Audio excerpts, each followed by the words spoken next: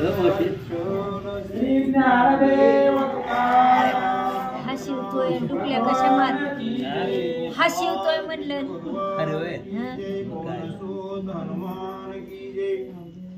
श्री गणेशाय नमः ओम नमो शिवाय नमः श्री प्रभु रामचंद्राय नमः। जे मी बोलिलो वचन ते सर्वांनी केले की श्रवण हा याग सत्सुप्रधाना समान सर्वता नव्हे जाणावा। ग्रंथकर्ते श्रीधर स्वामी या ठिकाणी सांगतायत तो मुंगूस सांगू लागला की बाबांनो मी जी बोललोय ते तुम्हाला कडू वाटलं असेल पण ती सत्य आहे म्हणले। मी काय गर्वानं बोललेलो नाही, मी गर्वानं बोललो नाही म्हणजे त्याला सांगायचं धर्माला गर्व झालाय पण ती लक्षात आलं नाही बोलण्याच्या भागामध्ये। मी गर्वानं बोलत नाही, मी सत्य सांगायला लागलोय। सुक्तुप्रस्थ त्याने एका यज्ञ केला होता, ब्राह्मणाने केला होता पण त्या यज्ञामध्ये मी गेलो होतो पण तसं मला समाधान भेटलं नाही। इथं या यज्ञामध्ये त्याची एक कथा सांगतो ऐकानंतर सुप्रधानाचे आख्यान तुम्हा सांगतो मी पावन सर्वही करा श्रवण सावधान मानसी। आणि त्याने यज्ञ कसा केला होता व त्या ब्राह्मणानं काय काय यज्ञ केलं होतं, कसं कसं आचरण केलं होतं त्या असणाऱ्या यज्ञाचं वर्णन मी तुम्हाला सांगतो। सगळे जणांनी लक्ष देऊ नाही का असं तो मुंगूस धर्मसभेमध्ये बोलू लागला। तो कुरुक्षेत्री द्विजवर धर्मप्रधानी तत्पर धर्मकृषीने निरंतर पोषित असे सर्व कुटुंबासी। आणि कुरुक्षेत्रावरती एक ब्राह्मण होता महाराज, आपल्या परिवाराचं रक्षण करायचं, देहाचं पोषण करत होता, धर्मानं वागत होता असा ब्राह्मण कुरुक्षेत्रावरती होता। म्हणतात कृषी छिद्री पडे धान्य कन करीत कपोता परित्याचे ग्रहण ऐसा ध्यान संग्रह करून करी पोषण देहाचे। आणि तो ब्राह्मण धर्मानं वागणारा होता महाराज। जमिनीच्या छिद्र पडल्यावरती त्या छिद्रामध्ये जेवढं धान्य पडतं तेवढंच धान्य तो घेत होता आणि तेवढ्या धान्यावरती आपला उदरनिर्वाह करत होता। अशा प्रकारचा ब्राह्मण होता। म्हणतात त्याचे विभाग 5 करीत एक अति 30 समर्पित चारी विभाग बक्षित स्वकुटुंबेची आपण। आणि मग तो ब्राह्मण होता, तो ब्राह्मण काय करायचा असणारा त्या एक धान्य मिळालेलं त्याचा असणारे 5 भाग करत होता। एक ब्राह्मण एक भाग अतिथीसाठी ठेवायचा, कोणी आलं तर विमुख जाऊनी म्हणून त्याच्यासाठी एक ठेवायचा आणि बाकी 4 भाग केले होते। त्या 4 भागामध्ये कुटुंबाचं पोषण असा त्याचा रोजचा क्रम होता असं सांगतात। दुर्भिक्ष पडले काळे करून धान्याचा न मिळे एक कण ते करीती उपोषण परिसत्व न टाकीताची। आणि त्यांचा नियम होता महाराज, धान्य घ्यायचं त्या धान्यापासून त्याचं पीठ बनवून बनवायचं, हॉटेल मधलं आणायचं नाही असा त्यांचा नियम होता। मग एक दिवस काय झालं त्या परिसरामध्ये दुष्काळ पडला म्हणा, मग धान्यच पिकत नव्हते, मग तिथं सर्व उपाशी मरू लागले पण ती सत्व टाळीत नव्हते असं सांगतात। न सोडी ती नित्य नियम स्नान संध्या अधिकचे कर्म सांग करीत स्वधर्म स्त्री पुत्र स्नुषा सर्वही। आणि मग ते जी होती लोक 4 जण होती, ती 4 जण म्हणजे ब्राह्मण होता, त्याची पत्नी होती, त्याचा मुलगा होता आणि त्याची सून होती, अशी 4 जण होती। ती 5 भाग करायचा, एक अतिथीसाठी 4 चौघाला। मग दुष्काळ पडला तरी सुद्धा तो आचरण सोडत नव्हता, स्नान वगैरे करायचा, कुटुंबाचं प्रतिपालन करायचा असं सांगतात। आधीच शरीर कृश त्यावरी पडले उपवास आस्ती मात्र उरल्या देहास रक्त मांस असे नाही। आणि मग काय झालं होतं, आधीच ती ब्राह्मण म्हणजे वाळून गेलेली होती, कृश झालेलं होतं, अंगामध्ये मांस नव्हतं, रक्त नव्हतं आणि त्याच्यामध्ये दुष्काळ पडला, त्यामुळे 4-4 दिवस उपवास घडत होते, खायला मिळत नव्हतं असं सांगतात। आईचे क्रमिता दिवस तो सुभिक्ष पावला देश तो सक्तप्रस्थ मिळाले तयास याच कवृत्ती करोनी। आणि मग काय झालं, अशा प्रकारे त्या ठिकाणी तो देश सुभिक्ष झाला, सुकाळीत झाला, वेळेच्या वेळी पाऊस पडू लागला, धान्य उगवू लागलं, त्यावेळेस याच वृत्तीनं त्याच्यापाशी काही त्या ठिकाणी आले ब्राह्मण असं सांगतात. चौघांनी केले त्याचे खंडन, कांडितले ते सुंदर पूर्ण, ते शिजवणी अन्न मार्ग लक्षित अतिथीचा. आणि त्याच्यामुळं काय झालं, जमीन सुभिक्ष झाली, धान्य उगवू लागलं आणि त्या असणाऱ्या सातूचा किंवा ज्वारीचा एक त्यांना कण भेटला आणि त्या कणाचं कांडण केलं, पीठ केलं, त्याच्यापासून अन्न केलं, अन्नाचे 5 भाग केले आणि पुन्हा अतिथीची वाट बघत बसले असं सांगतात. तो अकस्मात आला ब्राह्मण, तो देखता पावले समाधान, करुणी अभिख्यान वंदन, त्याचे स्तवन आरंभिले. आणि मग अशा प्रकारे त्या धान्यापासून धान्य काढून पीठ बनवून स्वतः तयार केले, जेवण भोजन तयार केलं, ब्राह्मणाची वाट बघत बसले. तेवढ्यामध्ये एक ब्राह्मण आला, त्या 4 जणांनी ब्राह्मणाला वंदन केलं, नमस्कार केला असं सांगतात. म्हणे मी धन्य झालो जी स्वामी, मद सनात केले तुम्ही, कृपा करुणी मम आश्रमी, भोजना विधी सारावा. आणि त्या 4 त्या विप्रानं ब्राह्मणाला सांगितलं, म्हणले तुम्ही तुमच्यामुळे आम्ही पावन झालो, धन्य झालो, तुमचे पाय आमच्या घराला लागले, आश्रमामध्ये चला, थोडस भोजन करा असं तो द्विज ब्राह्मणाला बोलू लागला. त्याचे धन्य मंदिर जेथे तुम्हासे येती द्विजवर, तुमचे चरण क्षालनाचे नीर पडता मी पवित्र होतो. त्या असणाऱ्या द्विजानं त्या ब्राह्मणाला अतिथीला सांगितलं, तेच घर श्रेष्ठ आहे ज्या घरामध्ये तुमच्यासारखी महाराज लोक येतात, तुमचे पाय आमच्या घराला लागतात, त्याच्यामुळे आमचा उद्धार होतो. तुमच्या पायापासून जी काही पाणी आहे त्या पाण्यानं आम्ही पवित्र होऊ असं तो द्विज ब्राह्मणाला बोलू लागला. ग्रहस्थांचा धर्म पूर्ण, अतिथी आलिया करावे वंदन, तयासी सन्माने आसन द्यावे प्रीती करून या.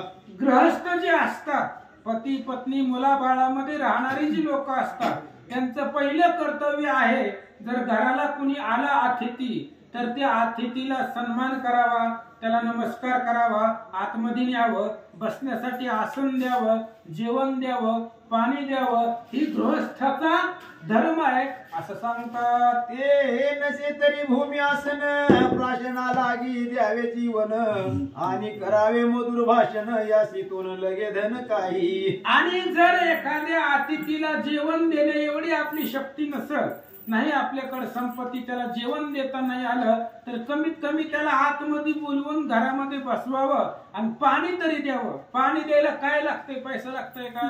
नाही.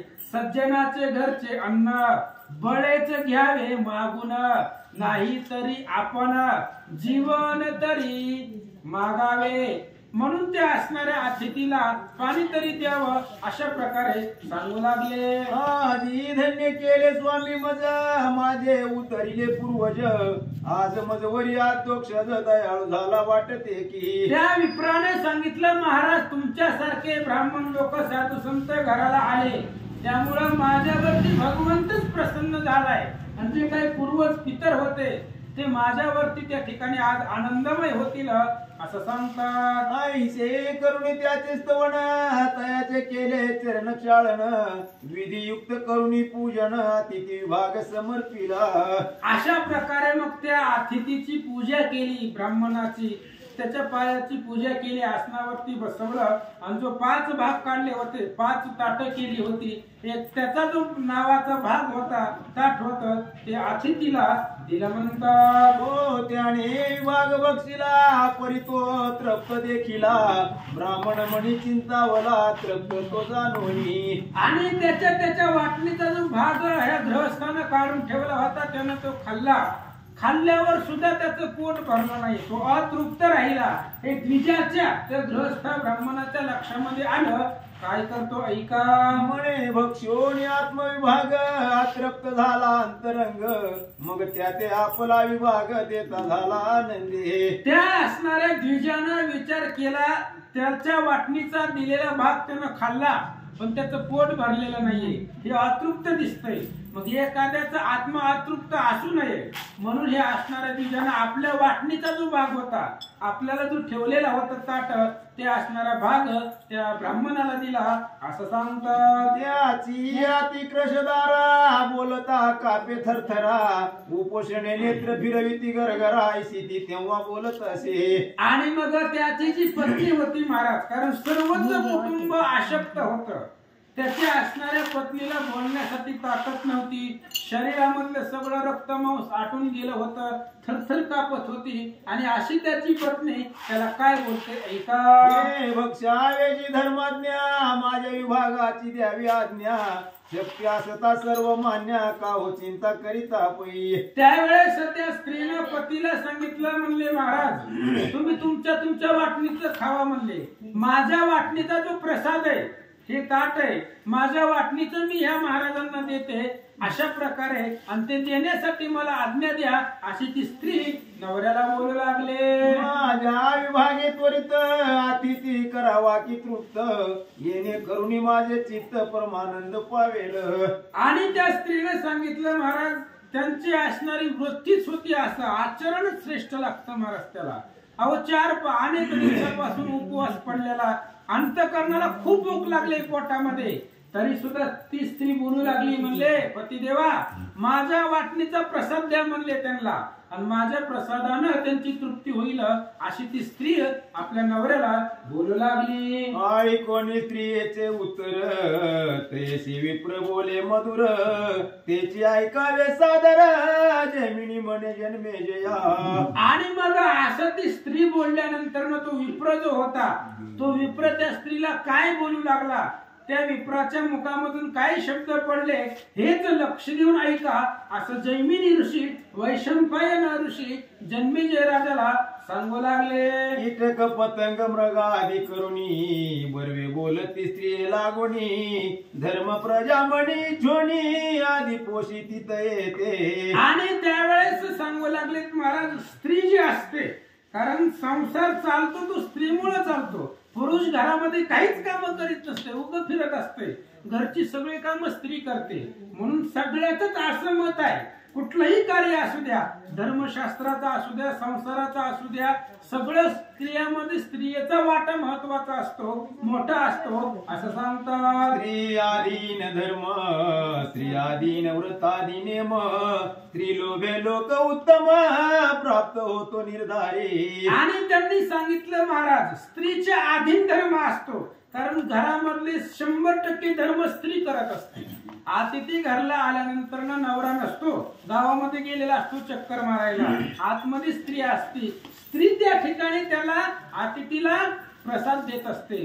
त्यामुळं स्त्रीमुळेच त्या ठिकाणी त्या पतीचं त्या ऐश्वर्य वाढत असतं, त्याला उत्तम स्वर्ग जीव भेटत असतो, ती स्त्रीमुळे होत असतो, स्त्रीमुळेच सर्व धर्म अर्थ काम होतो असं सांगतात. स्त्री अधीन कुलसंपत्ती, स्त्री अधीन पितृतिथी, स्त्री योग्याश्रम संतती, प्राप्त होई निर्धारी. आणि स्त्रीमुळेच सगळं होतं महाराज. घरामध्ये एखादा कार्यक्रम असेल तर स्त्री पुढे झटून करते, स्त्रीमुळे पितृतिथी होते, स्त्रीमुळे एखादं व्रत पूर्ण होतं, आणि संतती होत असेल तर ते स्त्रीमुळेच होते असं सांगतात. जयासी प्रसन्न गोपाळ, त्यासी स्त्री अनुकूळ, तिच्या अनुकूलत्वे सकळ, होय संसार प्राण्याचा.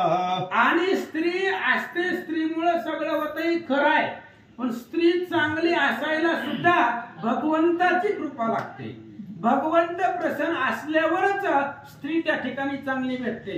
नाहीतर पाठीमाग कथा आली बघा, ह्याचा ग्रंथामध्ये होती, काय ते ब्राह्मणाचं नाव होतं, उलट करत होती बायको, असे महाराज होते. आणि अशी स्त्री कर्कशा भेटते महाराज, पण भगवंताची कृपा असल्यावर अशी स्त्री अनुकूल भेटते, आणि स्त्रीमुळं सगळं कार्य सिद्धीला जातं असं सांगतात. तरी माझे ये होणी आज्ञा वचन, सौभागाचे करी भक्षण, त्यामध्ये तुझं दूषण, पैनसे पतिव्रते.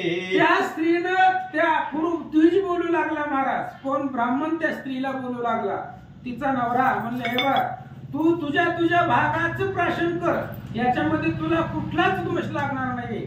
माझ्या वाटणीचा भाग मी महाराजांना दिलाय, तू स्वतःचा भाग प्राशन कर, त्याच्यामध्ये द्वेष नाहीये, असं तो नवरा स्त्रीला बोलू लागला. कृपान करी भार्येवरी तू अधमकी संसारी, भार्य एवढा मित्र संसारी तुझ्या नसे कृत्रिम. आणि त्यांनी सांगितलं महाराज, आपल्या पत्नीवरती कृपा करणं किंवा पत्नीवरती दया करणं प्रत्येक नवऱ्याचं कर्तव्य असतं. आणि नवऱ्याची सगळ्यात जवळची मैत्रीण कोण असेल तर ती स्त्री असते, आपली पत्नी असते. स्वतःची पत्नी ही सगळ्यात जवळची मैत्रीण असते. सुख दुःख तिला सांगता येतं. आणि पतीनं पत्नीला, पत्नीनं पतीला मदत संसारामध्ये करावी असं सांगतात. जेवी शरीरास असे छाया, तेवी ती स्वधर्मिनी जाया, निजांग सेवनी निवविकाया, काम शरे तापलिया. आणि मग जशी शरीराबरोबर सावली असते तशी नवऱ्याबरोबर पत्नी असते त्याची. कारण नवऱ्याच्या सर्व इच्छा पूर्ण करणं ही फक्त पत्नीलाच जमत असतं. आणि सर्वात नवरदेवाच्या सगळ्या इच्छा टोटल कामापासून सगळ्या इच्छा ही पत्नी पूर्ण करत असते. म्हणून पत्नीला अर्धांगिनी म्हणतायत असं सांगू लागले. आईसे ऐकोनी वचन, कांता करी मृदू भाषण, सहज धर्म स्त्रिय लागून स्वामीस संकटी न पाळावे. आणि असं ब्राह्मणाने सांगितलं, म्हणले तुझ्या वाटणीचा भाग तू खा, याच्यामध्ये द्वेष नाही. माझ्या वाटणीचा भाग मी महाराजांना दिलाय असं तो विप्र बोलल्यानंतर त्या स्त्रियेनं बोलायला सुरुवात केली. म्हणले महाराज, मी त्या पुराणे अनेक वाचलेत. म्हणले पतीवरती पतीची सेवा करणं आणि पतीला कुठल्याच संकटामध्ये पडू न देणं हे स्त्रियेचा अत्याधिक धर्म सांगितला असं ती स्त्री ब्राह्मणाला बोलू लागली. पती होऊन अन्य दैवत, स्त्रियेशी नशे की निश्चित, धर्म अर्थ काम मोक्ष प्राप्त, पती प्रसन्न झाली. आणि त्या असणाऱ्या स्त्रीने सांगितलं, म्हणले महाराज, पत्नीला पती सारखा दुसरा श्रेष्ठ कुणीच नसतो. पती हाच परमेश्वर असतो. पतीला देवा एवढीच त्या ठिकाणी किंमत पत्नी पुढे असावी लागते. आणि पती जर पत्नीवरती प्रसन्न असेल तर त्या पत्नीला धर्म अर्थ काम मोक्ष सगळंच प्राप्त होतं असं या ठिकाणी सांगतात. स्त्रियेचा नेम हाची बरवा, मनोभावे करावी पतीची सेवा, त्याचा काम पुरवावा अन्नदाने करून या. आणि स्त्रियेचं पहिलं कर्तव्य आहे की आपल्या नवऱ्याची सेवा करणं. आपल्या नवऱ्याला जे आवडतं तसं स्त्रीनं वागावं लागतं. ही पतिव्रतेची लक्षणं येतं.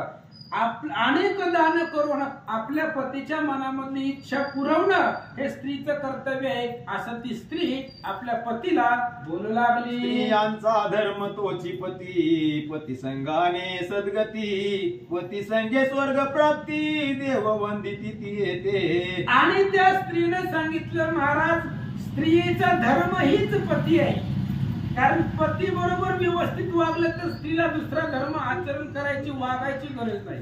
पतीची सेवा करणं आणि पतीची सेवा करून देवावरती सत्ता गाजवलेल्या पतिव्रता जगामध्ये होऊन गेलेत महाराज. त्याच्यामुळं पती बरोबर असेल तर स्वर्गाला जाता येतं, पती बरोबर असेल तर मोक्षाला जाता येतं. पतीच्या सेवेवरती मेल्यानंतर कुठेही जाता येतं. एवढं स्थान पत्नीचं पतीवरती असतं असं सांगतात. काया वाचा म्हणे करून जी स्त्री पतीशी शरण, ती त्रिलोक्य संपन्न पूजनार्ह जाणावी. आणि त्यांनी सांगितलं, महाराज, काया वाचा आणि मनानं जी स्त्री आपल्या पतीची सेवा करते त्या असणाऱ्या स्त्रीला वरती मेल्यावर देव लोक तिची आरती करायला येत आहेत.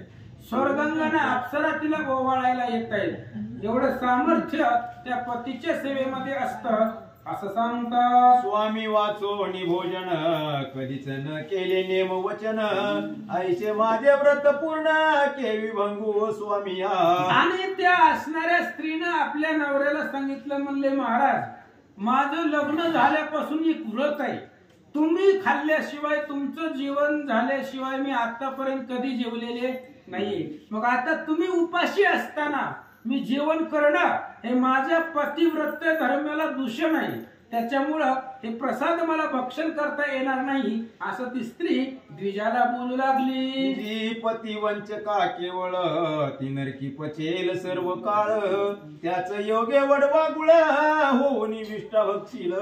आणि त्यांनी सांगितलं महाराज जे पतीची अवहेलना करतायत, पतीच्या शब्दाचं उल्लंघन करतायत, पतीला दूषण म्हणतायत, असे असणाऱ्या स्त्रिया नरकामध्ये जातायत, मेल्यावरती वटवागुळ होऊन परत विष्ठा भक्षण करतात असं सांगू लागले. आईसे ऐकता वचन स्त्रीचा विभाग देऊन, ब्राह्मणे तो करुणी प्राशन पुढे बैसला तृप्त.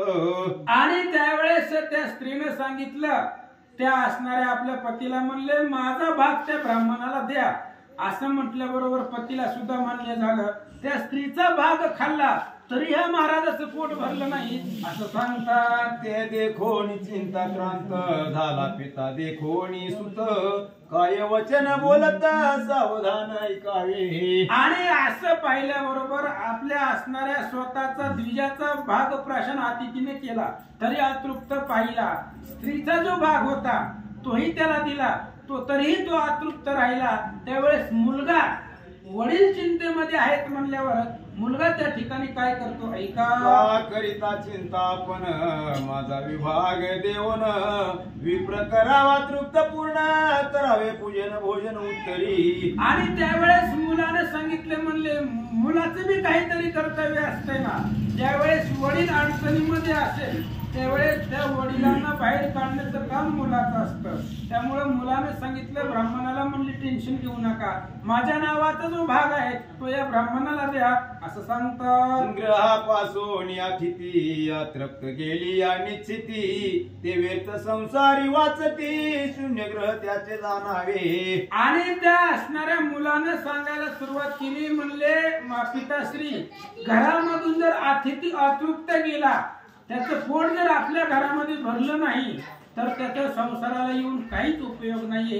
तो जगामध्ये पृथ्वीला भार राहतो असं सांगतात. जे करोनी आत्मपीडन विष्णू प्रित्यर्थ देती दान, ते स्वर्गी जाता संपूर्ण देवतया ते वंदिती. आणि त्यांनी सांगितलं महाराज स्वतःला कितीही त्रास होऊ द्या, स्वतःला त्रास झाला तरी चालेल, पण भगवंताच्या प्राप्तीसाठी अतिथी तृप्त केला, भगवंताला नैवेद्य दाखवला तर मेल्यावरती त्याची पूजा करायला स्वतः देव लोक येतात असं सांगू लागले. काय जाळावे त्याचे वित्त अन्याय संपादिले अगणित, ज्या ग्रहापासून अतृप्त तिथी गेला विष्णू रूपी. त्या असणाऱ्या ब्राह्मणाच्या पोरानं तुकाराम महाराजाचा गाथा वाचला होता, काय थोरपण जाळावे ते.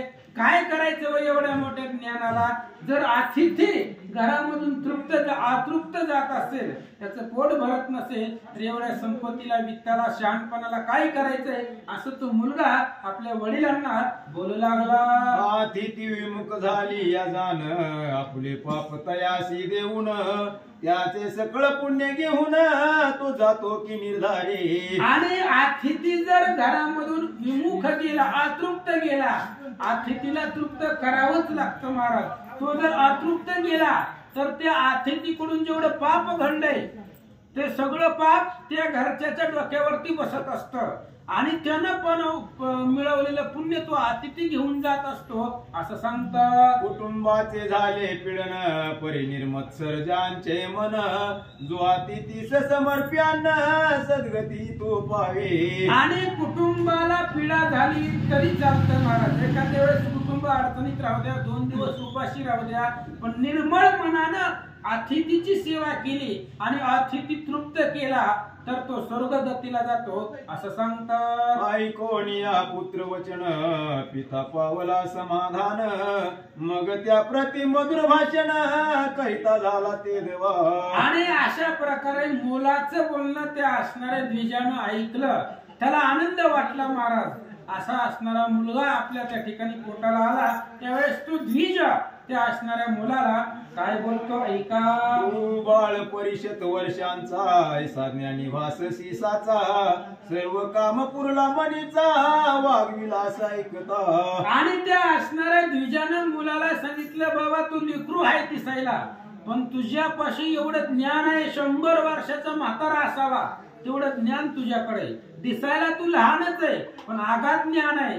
तुझं बोलणं ऐकल्यानंतर ना माझ्या अंतःकरणाला शांती मिळाली असं तो बाप मुलाला बोलू लागला. बाळा शिक्षु देचे पीडन अत्यंत होत असे दारुण, म्हणून आपला भाग पूर्ण करी वक्षण याचे. आणि त्यावेळेस सांगितलं महाराज हे बघा म्हणले लेकरू आहे, लेकरूला त्या ठिकाणी भूक सहन होत नसते म्हणून आई वडिलाला त्या ठिकाणी दया येत असते असं सांगतात. सद्गती सत्पुत्रे प्राप्ती ऐशी बोले शास्त्र रीती, म्हणून या निश्चिती मी मानितो पावन. आणि तो असणाऱ्या द्विजाने विचार केला महाराज संतती चांगली असेल तर सद्गतीला जाता येतं. म्हणजे मुलांच्या वागण्यावरनं वडिलांचं जाणं ठरलेलं असतं. मुलगा जर अधर्मी निघाला तर बाप नरकाला जात असतो, मुलगा जर स्वधर्मचरण निघाला तर बाप स्वर्गाला जात असतो. अशा प्रकारे सांगू लागले. ज्याची इच्छा परलोकींची त्याने रक्षावी तनु पुत्राची, ऐशी वाणी मनवादिकांची ऐकिली की सुपुत्रा रे. आणि त्यावेळेस तो द्विज मुलाला बोलू लागला ज्याला स्वर्गाला जायचं असेल त्याला पोराला रोज पुतीला पाठवावं लागते तेव्हा बापाला स्वर्गामध्ये जाता येतं महाराज. मुलाला जर चांगले उत्तम संस्कार दिले आणि त्याच्या आचरणावरून त्या पित्याला स्वर्गाला वैकुंठाला जाता येतं. ही पुराणी लोकांची कथा आहे असं तो द्विज मुलाला बोलू लागला. म्या केले अनुष्ठान बरवा सेविला हुताशन, तुझ सारी का झाला नंदन आता भय नाही मरणाचे. त्यावेळेस त्या असणाऱ्या ब्राह्मणानं मुलाला बोलायला सुरुवात केली. म्हणले हे बघ मी काहीतरी पुण्य केलंय, अनुष्ठान केलंय, तप केलंय, यज्ञ केलंय, अग्निसेवन केलंय, अनेक प्रकारचे मी पुण्य केलेले म्हणून तुझ्या सारखा मुलगा माझ्या पोटाला आला. आता आम्हाला मरणाची भीती नाहीये असं सांगतात. जे अत्यंत पाप करीती मृत्यू भय मणी मानिती, पुण्यवंत त्या मृत्यूची इच्छिती जैसा ग्रस्ताती तिथे. आणि त्यावेळेस त्यांनी विचार केला महाराज ब्राह्मणानं ज्यांचं पाप अफाट झालेलं असतंय ते मरणाला घाबरत असते. ज्यांच्याकडून आयुष्यभर पापच झालंय ते मरणाला घाबरत आहेत. म्हणजे पुण्यवान लोक आहेत त्यांना मरणाची भीती नसते. कारण पुण्यवान लोकांना माहित आहे मेलो तरी विष्णूच न्यायला येत. आपल्याला मेल्यावर परिणामाची चिंता नाही पण पापी लोकांच्या मनामध्ये एक धास्ती असते असं सांगतात. वंशवृक्षांचे आद्य मूळ पहिले पारानेसी सर्व कुळ, पुनर्काब्दी तरावयाच्या चळा सशी पुत्रा दृढ नाही का नौका. आणि त्यावेळेस त्या द्विजाने सांगितलं म्हणले हे बघ आमच्या कुटुंबाचं तू झाड आहे, नरकाच्या नदीमधून तारून नेणारा नावाडे तू आहेस. तुझ्या आचरणानं तुझ्या वाणीनं तुझ्या वागण्यानं आम्ही नरकाच्या नदीमधून सहज तरुण जाऊ शकतो असं ती द्विज मुलाला बोलू लागला. आईचे ऐकता पितृवचन म्हणे हे माझे अन्न घेऊन, विप्र करी संतृप्त पूर्ण येते अनुमान न करावा. आणि वडिलाचं बोलणं ऐकलं त्यावेळेस मुलानं सांगितलं म्हणले पप्पा टेन्शन घेऊ नका, म्हणले काळजी करू नका.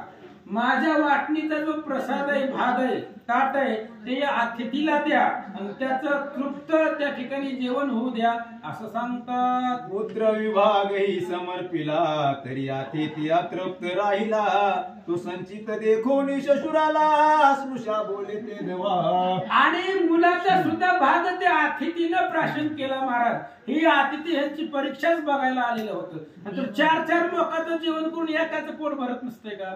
भरत राहतं. त्यावेळेस त्या असणाऱ्या अतिथीनं आधी विप्राचा भाग प्राशन केला तरी तो अतृप्त बघितला, मग बायकोचा भाग त्याला दिला तरी सुद्धा तो अतृप्त पाहिला, मग मुलानं त्याच्या वाटणीचं जेवण त्या महाराजाला दिलं तरी सुद्धा तो अतृप्त राहिला. मग सासरा टेन्शन मध्ये आल्यानंतर सून त्या असणाऱ्या सासऱ्याला विप्राला काय बोलते ऐका.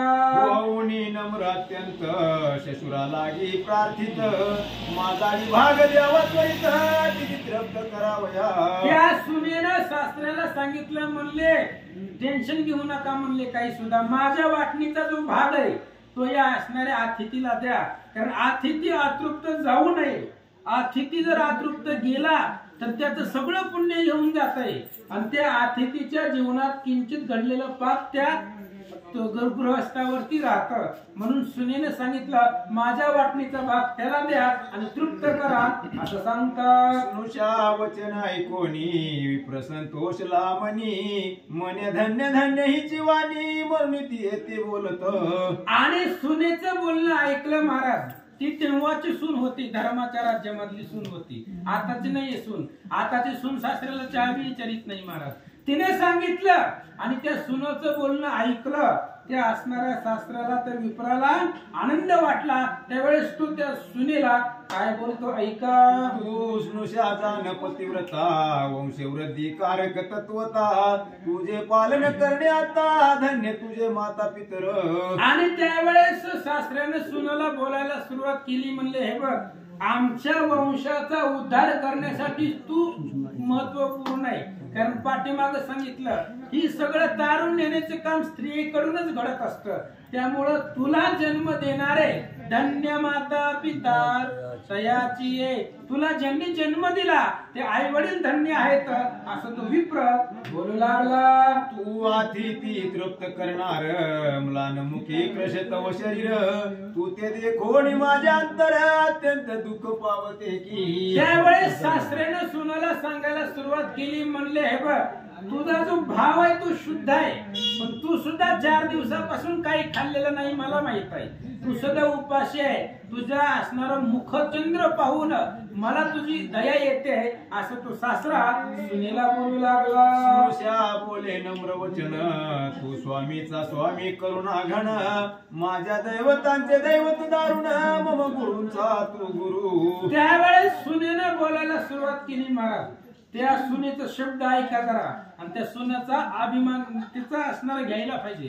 तिने सांगितलं हे बघ, माझा पती परमेश्वर आहे, माझा सर्वश्रेष्ठ माझा नवरा आहे, पण त्या नवऱ्याचा सुद्धा पती तू आहे, स्वामी तू आहे, त्या नवऱ्याचा पिता तू आहे. त्यामुळं माझ्या पतीचा असणारा स्वामी तू आहे. माझा पती माझा गुरु आहे, त्या गुरुचा गुरु तू आहे असं ती सुन सासऱ्याला बोलू लागली. माझी भक्ती तव सेवेसी दृढ जडली निश्चयसी तुमच्याने उद्धार आम्हासी प्राप्त होईल स्वामिया. सुनेनं सासऱ्याला सांगितलं की तुमच्यामुळं आमचा सर्वांचा उद्धार होणार आहे, तुमच्यामुळं आम्ही तरुण जाणार आहेत आणि तुमची मदत करणं हे आमचं आद्य कर्तव्य आहे असं सांगतात. मज दिनाची ऐकावी करुणा माझा विभाग द्यावा ब्राह्मणा न करावे काही अनुमाना निज भवना पाठवावे.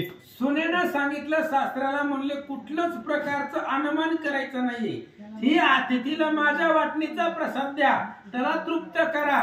तृप्त केल्यानंतर प्रसन्न होऊन तो इथून निघून जाईल असं सुन विप्राला बोलू लागले. अतिथी गेली आजी निराश होईल निज धर्माचा नाश त्या धर्म लोपे यम पाशा न चुकतील की निर्धारी. आणि त्या असणाऱ्या सुनेनं सांगितलं, तिचाही खूप अभ्यास होता महाराज. तिने सांगितलं हे बघा, अतिथी जर विमुख गेला, अतिथी अतृप्त गेला, आपल्या घरामध्ये त्याचं पोट भरलं नाही तर तो गेला निघून. आपण मेल्यावरती यमाचे पाश आपल्याला बंधन करण्यासाठी येत असतात असं सांगू लागले. मग स्नुषेचा विभाग घेऊन अतिथीस केला समर्पण तोही त्याने बक्षिला ते क्षण परमानंद करुणी. आणि मग सुनेच्या वाटणीचा जो प्रसाद होता म्हणजे चौकाच्या वाटणीचं खाल्लं महाराजा ब्राह्मणानं, विप्राच्या वाटणीचं खाल्लं, त्याच्या पत्नीच्या वाटणीचं खाल्लं, मुलाच्या वाटणीचं खाल्लं आणि आता सुनाच्या. म्हणजे हे ब्राह्मणानं अगोदर 5 भाग करून ठेवले होते. त्याच्या वाटणीचा तो खाल्ला आणि या चौघांचा सुद्धा न वाटणीचा तो प्रसाद भक्षण केला. आनंद झाला असं सांगतात. परी सर्वांचेही मना भीतरी क्रोधलेश नसे तिळभरी सर्व बोलती जय जयकारी पावन केले अतिथीने. आणि त्यावेळेस महाराज चौघाच्या वाटणीचा प्रसाद त्यानं खाल्ला तरी सुद्धा तिळा एवढा सुद्धा त्या अतिथीविषयी राग यांच्या मनामध्ये नव्हता. आनंदाने ती बोलू लागली, महाराज अतिथी तृप्त झाला, आमच्या सारख्याला दिनाला तुम्ही पावन केलं असं चौघांच्या मुखामधून अतिथीचा जय जयकाराने बोलावला. आजी कुटुंबाशी करुणामृत वर्षेला जी भाग्य कृष्णजी मुत त्रिविध ताप झाला शांत धन्य झालो जगा माझी. आणि त्या असणाऱ्या चौघांनी बोलायला सुरुवात सुरुवात केली म्हणले अतिथी तृप्त झाला. आता आमचं जे काही त्रिविध ताप आहे ते सर्व त्या ठिकाणी निरसून गेले, पुण्यवान झालो असं सांगतात. अत्यंत उपवासी चौघे जणे 3 वर्षी वेची लेखन तेने, त्यातील शीत नवृत्त होणे आनंद भरित सर्वांनी. आणि मग विचार केला महाराज 3 वर्ष झालं ते एक धान्य, एक कृषीच्या जमिनीला बीळ पडल्यावर त्याच्यामध्ये जेवढं धान्य असतं तेवढं एकच धान्य करून त्याचं पीठ बनवून ते पदार्थ बनवत होते. असं अनेक वर्ष त्यांचा नित्यक्रम चालू होता असं सांगतात. त्यांचे धैर्य तो सागर की शुद्ध सत्वाचा गिरीवर, ऐसे देखोणी द्विजवर तिथी मणी निवाला. आणि अशा प्रकारे त्यांचं सत्व म्हणजे समुद्र होता, सत्वाचा सागर म्हणजे त्या ठिकाणी होता. त्यांचा धैर्य गंभीर होतं त्यांच्याकडे. त्यांचं आचरण पाहिलं आणि तो अतिथी प्रसन्न झाला असं सांगतात. मने धन्य कुटुंबी हा ब्राह्मण, चौघाचेही शुद्ध मन, म्या छळले या कारण परी काहीच चळले नाही. आणि त्या ब्राह्मणाने विचार केला महाराज अतिथीनं, म्हणले यांचं जी काही आचरण आहे ती श्रेष्ठ आहे. चौघाच्या वाटणीचं खाल्लं तरी सुद्धा यांच्या मनामध्ये राग नाहीये. धन्य असणारं यांचं सत्व आहे. मी यांचं सत्व हरण करण्याचा प्रयत्न केला पण ते झालं नाहीये असं सांगतात. अतिथी झाला सुप्रसन्न म्हणे ब्राह्मणा कारण, तुझी परीक्षा करावया जाण मी या स्थानी पावलो. आणि तो अतिथी प्रसन्न झाला आणि त्या अतिथीनं बोलायला सुरुवात केली. म्हणले तुमची परीक्षा पाहिली होती, मी तुमचं नाव ऐकलं होतं, तुमची कीर्ती ऐकली होती, पण तुमच्याकडे खरंच कीर्तीप्रमाणे वागणं आहे का हे पाहण्यासाठी मी इथं आलो होतो असं तो ब्राह्मण त्या गृहस्थ विप्राला बोलू लागला. पदया निदान शौच इंद्रिय निग्रह पूर्ण, सत्यार्जव ज्ञान क्षमा शांती तितिक्षा. आणि तुमच्यापाशी सगळं आहे. मी आता निरीक्षण केलं अर्ध्या तासामध्ये. तुमच्यापाशी शांती आहे, तुमच्यापाशी राग नाहीये, तुमच्यापाशी दया आहे, क्षमा आहे, तपाचं आचरण केलेलं पुण्य आहे, सर्वस्व तुमच्यापाशी आहे असं सांगू लागले. आयसी या प्रकारे असून साक्षी भजे जनार्दन, त्या भक्ताशी होऊन प्रसन्न इच्छित देतो निर्धारे. आणि त्या असणाऱ्या ब्राह्मणाने सांगायला सुरुवात केली असं तुम्ही संसारामध्ये वागा त्यावेळेस, आणि असं वागून सुद्धा तुम्ही भगवंताचं भजन करताय. भगवंताचं भजन करत असल्यामुळं भगवंताची कृपा तुमच्यावरती राहील असं तो ब्राह्मण बोलू लागला. त्या उंचे विशुद्ध मन करून उंच वृत्तीने मिळविले धान्य, ते मज अग्निस केले अर्पण अगाध पुण्य पावलासी. आणि त्यावेळेस त्या ब्राह्मणाने सांगितलं, अग्नी होता का ब्राह्मणाचा वेश धारण केलेला? त्यावेळेस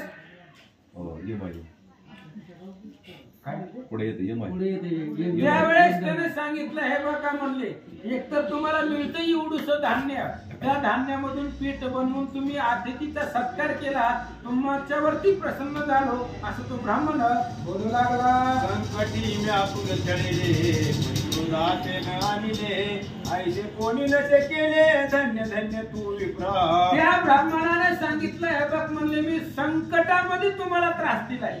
तुमच्यावरती संकट असताना मी तुमची परीक्षा पाहिली पण तुम्हाला तीळ मात्र सुद्धा राग आला नाही. याच्या पाठीमागे असं कधीच झालं नाहीये असं तो ब्राह्मण त्या गृहस्थाला बोलू लागला. आपण कुटुंबेशी जाण करावे ब्रह्मलोकाशी गमन, हे तुझे सत्कुप्रस्थाचे दान त्रिदश गण वर्णितील. आणि त्यावेळेस त्याने विचार केला, सुतकृप म्हणजे त्या पिठा, त्या धान्यापासून पीठ बनवून केलेलं दान, हे दान तुझं श्रेष्ठ आहे. आता तू धर्म लोकाला त्या ठिकाणी वैकुंठाला स्वर्गाला जाण्यासाठी पात्र झाला आणि तू जे एवढं दान केलंय या दानाचा महिमा त्रैलोक्यामध्ये वर्णन केला जाईल असं सांगतात. देवानी महर्षी गण आणि भूतळी सकळ जन परम विस्मय पाहून या दानात वर्णितील. आणि त्या असणाऱ्या ब्राह्मणाने सांगितलं, हे बघ म्हणले, तू जी दान केलंय, तू काय लय मोठं त्या ठिकाणी सोनं चांदी दान केलेलं नाही, पण तू काही जरी दान केलं असेल तर या दानाचं एवढं श्रेष्ठत्व आहे. भूलोकावरती, वैकुंठावरती, स्वर्गामध्ये सगळीकडे या दानाचा महिमा वर्णन केला जाईल असं सांगतात. तुवा भक्तीने दिले दान या यशे व्यापिले त्रिभुवन सकळ झाले अग्निपूजन वैश्वदेव केला जो तुवा. आणि त्यावेळेस त्याने सांगितलं हे बघ म्हणले तू भक्तीनं दान केलंय, तू किती दान केलं याला महत्व नाही, किती लोक जीव घातले याला महत्व नाही, तू एकालाच तृप्त केलंय. पण हे असणारं दान तुझं श्रेष्ठत्व आहे. या दानाचं तो ठिकाणी सर्व कल्याण केलंय, सर्व अग्निदेवतेला तू प्रसन्न केलं असं सांगतात. सर्वाभूती सद्भाव तुझी पावलासी मुनी पुंगव ऐसे बोलता धर्मराव चिरमानी तपय झाला. आणि अशा प्रकारे त्यांनी विचार केला. म्हणले हे बघ तो यमधर्म होता आणि त्यानं ब्राह्मणाचं रूप धरून आला होता. तू मी घेतलेल्या परीक्षेमध्ये तू उत्तीर्ण झालाय. अशा प्रकारचं दान जगतामध्ये कुणी केलं नाहीये असं तो यमधर्म बोलू लागला.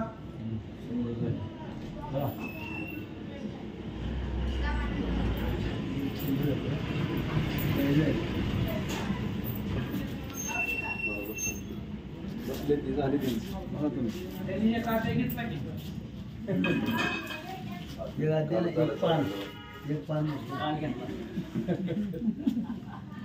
माहित नाही तुम्हाला आमचा निर्णय बदललाय. आज समाप्त आहे. आज समाप्ती प्रसाद नाही आणला यायला लागला एक पाच असं आहे काय. उद्या ह्याचा चिवडा करायचा बरं का प्रसाद. कुंडलिका वरदे हरिविठ्ठल श्री ज्ञानदेव तुकाराम पंढरीनाथ भगवान गोपाल कृष्ण भगवान की जय. ओम श्री गणेशाय नमः, श्री सरस्वती नमः, श्री सीतारामचंद्राय नमः.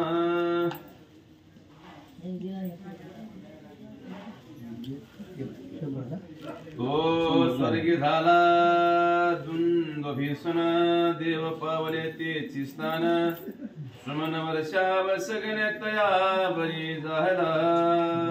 अशा प्रकारे तो असणारा ब्राह्मण कुटुंबासहित स्वर्गामध्ये गेला. स्वर्गामध्ये त्याचं असणारं स्वागत त्या ठिकाणी भव्य दिव्य झालं. दुदुंबी वाजवल्या अशा पद्धतीने सांगतात.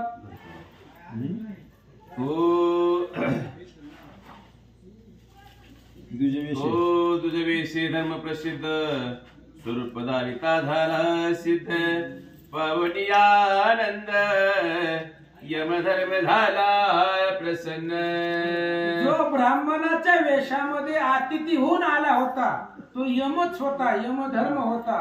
त्यानं शेवटला असणाऱ्या ब्राह्मणाला आपलं दिव्य स्वरूप दाखवलं आणि यमाला त्यानं प्रसन्न केलं होतं असं सांगतात. तो म्हणे सुदेशी तू जिंकिले चतुर्दश लोक पलेसे केले हे धैर्य देखून मन झाले सर्व प्रकारे विप्रराया. आणि तो यमधर्म त्या द्विजाला बोलू लागला हे बघ म्हणले तू स्वतःच्या पोटामध्ये त्या ठिकाणी उपवासी राहून असणाऱ्या आम्हाला तृप्त केलं.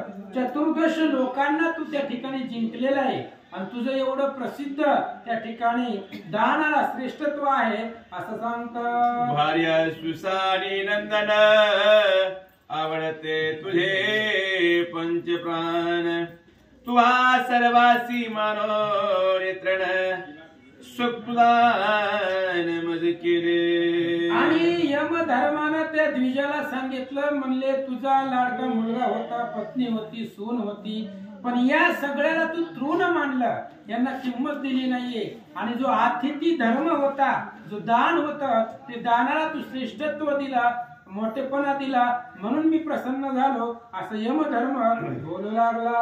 अपार केले या जागदानी अनेक धर्म केले धनी संतोष वाटे माझी आवडे भक्ती रहित जानोनी. आणि त्या असणाऱ्या यमाने सांगितलं मी अनेकांची परीक्षा पाहिली, अनेक प्रकारे गेलो, प्रत्येकाने मला दान केलं, सगळं दिलं, पण तू जे आज मला दान केलं होतं भक्ती आणि प्रेमानं, असं भक्ती विरहित अनेकांचं दान मी घेतलं, पण तिथं मला तृप्ती झाली नाही असं सांगतात. न्याय संपाद्यल्पधन भक्तीने करी तर्पण त्यासी सुप्रसन्न नारायण होऊन येईल वैकुंठा. या ठिकाणी सांगतायत महाराज, तुम्ही भक्ती भावानं थोडसच द्या, भगवंताला जास्त लागत नाही, थोडसच द्या, पण प्रेमानं द्या. प्रेमानं जर तुम्ही भक्ती भावानं अल्प जरी दिला तरी ते देवाला पर्वता एवढा आहे. तुम्ही किती दिलं याला महत्व नाही, तुम्ही प्रेमानं जर थोडस जरी दिलं तरी भगवंत तुमच्यावरती प्रसन्न होतो आणि तुम्हाला वैकुंठाला घेऊन जातो असं सांगतात. अभक्ती एवढे पातके पाहता नसे अनेक जे त्रिभुवन संतापदायक जन्म मरणात देतसे. आणि अभक्ती एवढं पातक नाहीये, म्हणजे भगवंताची भक्ती न करणं हेच पाप आहे. पाप म्हणजे काय? भगवंताच्या भजनापासून विमुख राहणं हे पाप आहे. आणि याच्यासारखं पाप जगतामध्ये नाहीये असं सांगतात. अभक्ती नरकाचे कारण अभक्ती यमयातनेचे सदन अभक्ती योगे अधपते होय नरकिया कल्प. आणि भगवंतावरती भक्ती करणं हेच श्रेष्ठ आहे. जर भगवंतावरती भक्ती नसेल तर नरकाला जातात महाराज लोक. नरकाचं ते ठिकाण आहे. म्हणून भगवंताची भक्ती श्रेष्ठ आहे. भक्तीमुळे त्या ठिकाणी अभक्त जर असेल तर नरकाला त्या ठिकाणी जाण्याचं कारण ठरतं. म्हणून धन्य हरी भक्त जन्मले ज्या वंशी सकळ कुळाशी तारियेले. भक्त श्रेष्ठ असतो महाराज. भक्त का श्रेष्ठ असतो? यमाची यातना चुकविला दंड वंशी झाल्या एक हरिभक्त. हरिभक्तामध्ये तेवढी ताकद आहे, स्वतःही तरतो आणि पूर्वजाला सुद्धा तारण्याचं सामर्थ्य भक्तामध्ये आहे. आणि अभक्त लोक नरकाला जात आहेत. नरकाला जाण्याचं एकमेव ठिकाण अभक्त आहे असं सांगतात. भक्तिवंत जो प्राणी तो निष्पाप त्रिभुवनी तो पाप त्यागे निर्मळ जनी जेवे सर्पटाकी त्वचते. आणि जो भक्तिवान आहे, भगवंताची जो भक्ती करतो तो पापाला स्पर्शच करत नाहीये. पाप त्याला स्पर्श होऊ देत नाहीये. जरी किंचित पाप झालं तरी साप आपलं त्या ठिकाणी कातून सोडून देतो. त्या पद्धतीने तो भगवंताचा भक्त पाप सोडून देतो. पाप त्याला स्पर्श करत नाहीये असं सांगतात. जो हरिभक्ती सागरीचा मस्त की भक्ती वनीचा भक्तिवनीचा भक्तिवनीचा तो कल्पवृक्ष संसार मानी जो तुच्छ त्याचे पुरुषोत्तम म्हणावे. आणि त्यांनी सांगितलं महाराज हे बघा, भगवंताची भक्त जो भक्त आहे तो भक्ती समुद्रामधला मासा आहे. समुद्रामधला मासा असावा तसा भक्तीच्या सागरामधला मासा म्हणजे भक्त आहे. आणि भगवंताचा भक्त त्या ठिकाणी वनामध्ये कल्पवृक्ष असावा त्या पद्धतीने तो भक्त असतो असं सांगतात. भक्त रहित जे केले ते सर्वही वाया गेले. भक्तीने जरी अल्प घडिले परिते गगना परी. अहो भगवंताविषयी भक्ती नसेल आणि तुम्ही कितीही दान धर्म करा, पंक्तीच्या पंक्ती जीव घाला, गाव जेवण घाला, भक्ती नसेल तर ती सगळं शुल्लक आहे. त्याचं काहीच परिणाम, त्याचं काहीच पुण्य लागत नाही. पण अंतःकरणामध्ये भक्ती ठेवून तुम्ही तिळा एवढं जरी दान दिलं भक्तीनं प्रेमानं तरी ते दान पर्वता एवढं होतं असं सांगतात. रती देवे नामे ब्राह्मण अत्यंत होता किंचन तेने भक्तीने देता जळदान तेने स्वर्ग तो पावला. रतिदेव नावाचा एक ब्राह्मण होता. तो ब्राह्मण खूप गरीब होता. आताच्या ब्राह्मणासारखा 4-4 दिवस उपाशी राहून एवढा गरीब असणारा तो ब्राह्मण. आणि त्यानं त्या ठिकाणी फक्त पाणी दान केलं. पाणी भक्ती भावानं दिलं. आता पाणी काय कुठं भेटत नाही महाराज, कुठेही भेटतं. पण भावानं प्रेमानं पाणी दान केलं म्हणून तो त्या ठिकाणी वैकुंठाला गेला, स्वर्गाला गेला असं सांगतात. ऐसा नर राजा आत्मा मास दिले विजा लावेले पुण्याची ध्वजा स्वर्ग भुवनी दयाने. शिबी राजा आहे महाराज, सूर्यवंशामधला आहे. त्या शिबीनं आपल्या त्या अतिथीला आपल्या शरीराचं मांस दिलं होतं, कपोताच्या वजना एवढं त्या ठिकाणी स्वतःच्या शरीराचं मांस दान करून करणारा हा शिबी राजा आहे. एवढा दानामध्ये श्रेष्ठ आहे. वैकुंठाला गेला असं सांगतात. यमधर्म बोले विप्रा कारण हे तुझ आले विमान, माझे आज्ञे करून स्वर्गी राहावे अक्षयी. आणि यमाने सांगितलं त्या ब्राह्मणाला, हे बघ म्हणले आता तुला न्यायला विमान आलंय आणि तू स्वर्गामध्ये निवांत राहा, कारण तू मला तृप्त केलंय, यमाला तू प्रसन्न केलंय, म्हणून स्वर्गामध्ये अक्षय स्थान तुला दिलं असं यम बोलू लागला. ऐसे ऐकून धर्म वचन परम संतोषला तो ब्राह्मण, सहकुटुंब वेशी जाण विमानारूढ झाला. अशा प्रकारे यम धर्माचं बोलणं ऐकलं, वचन ऐकलं आणि त्या ब्राह्मणाला आनंद वाटला.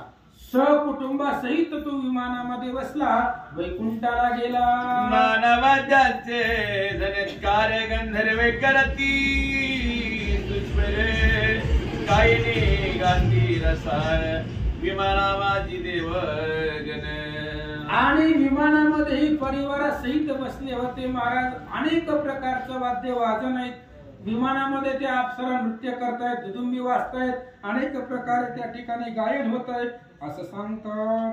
परम सन्मान करुण विमानी वैसविला तो ब्राह्मण, सुमन वृष्टी संपूर्ण वारंवार सुर करती. आणि मग यमानं स्वतः अत्यंत सन्मान देऊन आदरानं त्या परिवाराला विमानामध्ये बसवलेलं होतं. ते विमान स्वर्गाच्या दिशेनं निघालेलं असताना विमानावरती सर्व देवलोक पुष्पांचा वर्षाव करत होते असं सांगतात. ती सर्व गेली यावर मी तेथे प्रगटलो साचार, सुतक संकल्पाचे पडिले निर दिव्य पुष्पे हित.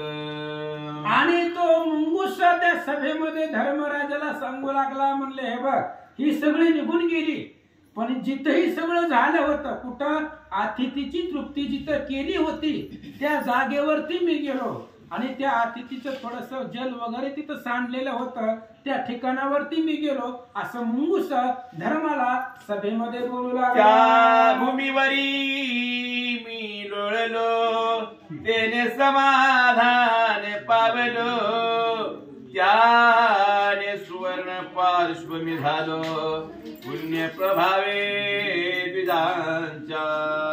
आणि त्या मुंगुसानं बोलायला सुरुवात केली. जिथंही सगळं घडलं होतं त्या जागेवरती त्यांचं थोडस तीर्थ पाणी तिथं पडलं होतं, संकल्प सोडलेला पाणी तिथं पडलं होतं महाराजांनी. आणि त्या पाण्यामध्ये मी तिथं थोडस लोळलो, तर त्यांच्या प्रभावानं त्यांच्या पुण्यानं माझं शरीर जे होते अर्ध, ते अर्ध शरीर सोन्याचं झालं असं सांगतात. दुसरे पार्श्व हे सुवर्ण कैसे होईल म्हणून अनेक केले तीर्थाटन परिणवेची कदापि. आणि त्या मुंगसाने विचार केला, माझी जी अर्धी बाजू होतं, अर्ध अंग होतं, तिथे असणाऱ्या ठिकाणी सोन्याचं झालं, मग राहिलेलं अर्ध अंग सुद्धा सोन्याचं व्हावं अशी माझ्या मनामध्ये इच्छा होती. मग सोन्याचं मुंगूस मला म्हटले असतं लोकांना, म्हणून मी अनेक तीर्थाला गेलो, अनेक पुण्यवान जागी गेलो, तरी सुद्धा माझं राहिलेलं अर्ध सोन्याचं झालं नाही असं सांगतं. अकस्मात झाले श्रवण तुम्हा स्वमेध केला म्हणून, येथे आलो मी धावून सुवर्ण मन भावया. आणि त्या मुंगसानं धर्माला सांगितलं, धर्मा मी अचानक ऐकलं की धर्मराजानं अश्वमेध यज्ञ केलाय आणि ज्या यज्ञामध्ये एवढे विविध तपस्वी ज्ञानी भक्ती वैराग्यवान लोक आहेत त्यांनी हा यज्ञ केलाय, म्हणून अर्ध राहिलेलं अंग सोन्याचं व्हावं म्हणून मी तुझ्या यज्ञामध्ये आलो असं मुंगूसा धर्मराजाला बोलू लागला. येथे सावकाशी डोळलो परी तैसाची राहिलो यास्तव तुम्हाशी बोललो सत्को समान हा यज्ञ नोहे. आणि त्यावेळेस त्या मुंगसाने सांगितलं, हे बघ म्हणले, इथं मी लोळलो तुझ्या यज्ञामध्ये, पण माझं अर्ध अंग तसंच राहिलं, ते सोन्याचं झालं नाही. म्हणून तुम्हाला त्यानं काही यज्ञ केला नव्हता त्या ब्राह्मणानं, पण त्यानं जी दान दिलं होतं त्या सातूच्या पिठापासून त्याचं मी वर्णन करून तुम्हाला सांगितलं असं मुंगूस धर्माला बोलू लागला. अंग भावे सुवर्णमय अंग भावे सर्व सुवर्ण म्हणून इकडे काचळा गेलो शरण. तेथे सुवर्ण सर्व सुवर्ण जाणे परी सुवर्ण न करवे. आणि मग त्या मुंगसाने सांगितलं, तुझा यज्ञ व्हायच्या अगोदर माझं जे अंग होतं ते अंग अर्ध राहिलेलं सोन्याचं व्हावं म्हणून मी सोन्याच्या पर्वताकडे गेलो. त्या सोन्याच्या पर्वताकडे अनेक सोनं होतं, तिथे मी गेलो. त्याला सांगितलं की माझं अर्ध अंग सोन्याचं कर, पण सोन्याच्या पर्वताला सुद्धा माझं अर्ध अंग सोन्याचं करता आलं नाही असं मुंगूस बोलू लागला. राया अन्न महिधर जान मैला चळा गेलो शरण. ते सर्व सुगंध जाणे परी सुवर्ण न करवे. मग त्याच्यानंतर मी सुगंधामध्ये श्रेष्ठ असेल तर मलयाचल नावाचा तो पर्वत आहे, तिथं चंदनाची झाड आहे म्हणून तो सुगंधित आहे. त्या पर्वताला मी शरण गेलो, त्या सुगंधानं सुद्धा माझं अंग सोन्याचं करता आलं नाही असं सांगतात. ज्यांची वृत्ती निरभिमान तो सर्वांचे दुःख करी हरण. जो अहंकारी पूर्ण त्यासी नारायण दुरावे. आणि ज्यांचं अंतकरणामध्ये भाव आहे, भक्ती आहे, प्रेम आहे, तो सर्वाला पूजनीय वंदनीय होतो, तिथं सर्व इच्छा पूर्ण होत आहेत.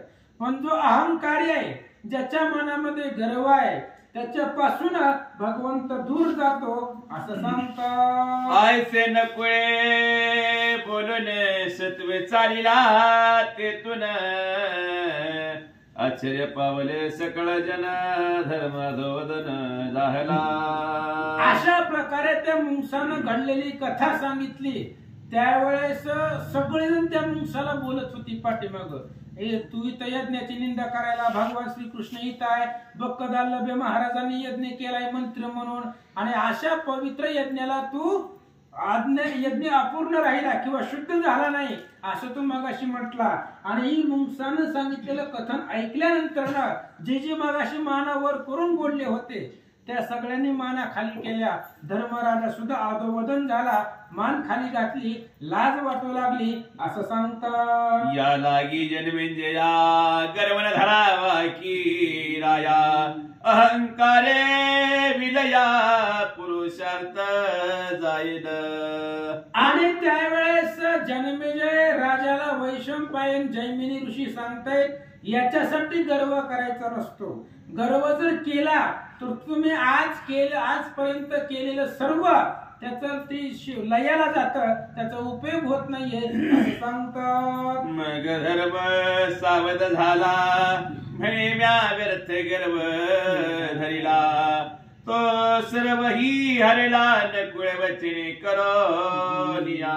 मग धर्माच्या मनामध्ये विचार आला, महाराज आपण लय काल मग मोठ्यानं बोललो, कसा वाटला यज्ञ. ही जी माझी गर्वाची भाषा होती ती गर्वाची भाषा मी इथं समस्त सभेला बोललो, म्हणून धर्माला त्याचा पश्चाताप झाला. धर्मानं ठरवलं आजपासून गर्व करायचा नाही. गर्व न करावा म्हणी हा निश्चय झाला धर्माला गुणी.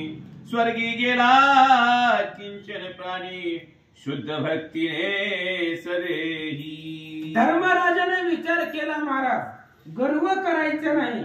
गर्व न करण्यामुळे एखादा दरिद्री अकिंचन ज्याच्याकडे काहीच नव्हतं अशी लोक सुद्धा ज्यांच्याकडे गर्व नाही ते वैकुंठाला गेली, स्वर्गाला गेली, अशा प्रकारचा विचार धर्म करू लागला.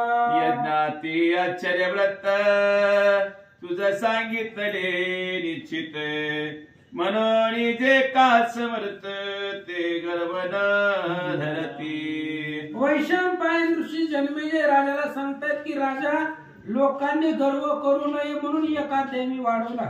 हे तर मी त्या ठिकाणी सांगून गेलो, गर्व करायचा नसतो म्हणून या यज्ञामधलं एक आश्चर्य मी तुला सांगितलं असं महाराज सांगतात. आजर्व ठेवावे सर्वाभूती, संतोष असावा चित्ती, तया इंद्रिये स्वाधीन सती, तिने ते स्वर्ग धामा. आणि मग कसं वागावं, सर्वांभूतीवरती दया असावी, प्रत्येकावरती दया असावी, क्षमा असावी, शांती असावी, आणि असं विकाररहित असणारं शरीर, तेच शरीर आपलं वैकुंठाला स्वर्गाला जातं असं सांगतात. नवस इंद्रपदा ते गेला, तेने अभिमान केला, द्विज शापे पिला, सर्प झाला वना माझी. नहुस आणि मग नहुस राजा स्वर्गामध्ये गेला. स्वर्गामध्ये गेल्यावर त्यानं तिथं अभिमान केला, गर्व केला. मग एका ब्राह्मणानं शाप दिला की अरण्यामध्ये साप होऊन पडशील असं सांगतात. इंद्रे पूर्वी अभिमान केला, सर्व संपत्ती सियाचवला, मग द्विजात शरण गेला, तेही स्थापिला पूर्ववत. आणि इंद्राने सुद्धा पाठीमाग एकदा स्वर्गाचा राजा इंद्र त्यानंही गर्व केला होता. मग जेवढी संपदा होती तो संपत्तीहीन झाला, सर्व संपत्तीला त्या ठिकाणी तो मुकला गेला. मग ब्राह्मणाच्या पुन्हा पुण्याईमुळे किंवा परत त्याला पूर्ववत इंद्राला केलं असं सांगतात. सागरे अभिमान केला, तो सर्व अगस्तीने गेला, मूत्रद्वारे मग सोडिला, म्हणून क्षारत तयासी. आणि मग पूर्वी समुद्रानं गर्व केला होता, सागरानं, आणि त्या असणाऱ्या समुद्रानं त्या अगस्त्य ऋषीने समुद्राचं प्राशन केला. अगस्त्य ऋषीने निश्चिती सोशियेला अपांपती समुद्र प्राशन केला. मग मूत्राच्या द्वारे तो समुद्र बाहेर सोडला, म्हणून समुद्रामध्ये खरटपणा आहे असं सांगतात. रावणे अभिमान केला, तो वानर हाते मारविला, यास्तव जो का भला, तो न धरी अभिमान. म्हणून या ठिकाणी महाराज सांगतायत की अभिमान गर्व करायचा नाही. रावणाला सुद्धा गर्व होता. रावणानं ठरवलं होतं की आपल्या अधीन चराचर आहे, सगळी देवलोक आपल्या इथं कामाला आहे. त्या रावणाला वानरांनी जगू दिलं नाही, म्हणजे वानरांनी रावणाला त्रास दिला गेला. अशा प्रकारे भगवंताला जर करायचं असेल तर तो कोणाच्याही हातून काहीही करून घेतो. म्हणून चांगल्या माणसानं, साधकानं गर्व करू नये असं सांगतात. बळीने केला अहंकार, पाताळी दडपिला सत्वर, म्हणून जो साधू रे तो नाडे अहंकार योगे. आणि बळीराजानं सुद्धा पूर्वी अहंकार केला, गर्व केला. भगवान श्री विष्णूंनी वामनाचा अवतार घेतला. 3 पावलं त्या ठिकाणी जमीन दान मागितली. 3ऱ्या पावलामध्ये बळीला सुद्धा पाताळामध्ये घातलं. म्हणून जे साधक आहेत, जे सिद्ध आहेत, त्यांनी गर्व करू नये असं सांगतात. जे का धरती अहंकार, त्याचे तपसत्व होय दूर, यश बुडोनी जाय समग्र, शेवटी पतन पावती. म्हणून जे लोक अहंकार धरतायत, अहंकाराने वागतायत, त्यांचे तप, सत्व, सामर्थ्य, यश, कीर्ती सर्व लयाला जाते आणि शेवटी तो अधपतनाला जातो असं सांगतात. म्हणून धर्माचा अहंकार देवे निरसिला, सत्व वर ऐसा दयाळू रमावले भक्त तारक रक्षक. आणि मग त्यावेळेस सांगितलं म्हणले महाराज, म्हणून धर्माला जो अहंकार झाला होता तो भगवान श्रीकृष्णानं निरसन केला. त्यानंच हे चरित्र निघलं होतं, त्यानंच रचलं होतं. भगवंताने त्या यज्ञामध्ये बीळ पाडलं होतं आणि त्याच्यातून मुंगूस निघाला. म्हणजे भगवंतानंच धर्मराजाचं गर्वाचं हरण केलं. एवढा दयाळू परमात्मा आहे असं सांगतं. यावरी जन्मेंजय करील प्रश्न तो नकुळ होता कवन. ते पुढील प्रसंगी निरूपण सावधान ऐकावे. मग अशा प्रकारची कथा ऐकल्यानंतर जन्मेजय महाराजांनी प्रश्न केला, ती मुंगूस नेमकं कोण होता? पुढच्या प्रसंगामध्ये ऐकायला भेटणार आहे, पण सांगतोच एका वाक्यामध्ये मुंगूस कोण होता. परशुरामाचा जो पिता होता जमदाग्नी ऋषी, आणि तो जमदाग्नी ऋषीच मुंगूस होऊन तिथं आला होता. तोच पुढे मुंगूस झाला होता. उद्या त्याची समूळ कथा उगा एका वाक्यामध्ये सांगितली माहिती असावी म्हणून. पुढच्या प्रसंगामध्ये त्या मुंगसाची कथा कोण होता, तो जमदाग्नीचा मुंगूस कसा झाला, ही सगळी सविस्तर कथा उद्याच्याला ऐकायला भेटणार असं सांगतात. इति श्री जमिनेश्वमेघ श्री कृष्णलामृताघात भावेकता होय चित्त शुद्ध म्हणे श्रीधर श्रुतिया. इति महाभारते जमिनी कृतेश्व मेधिकेन कुळाख्यान धर्म गर्व परिणाम पंचमी शुद्धाचार्य गोढा पुंडलिका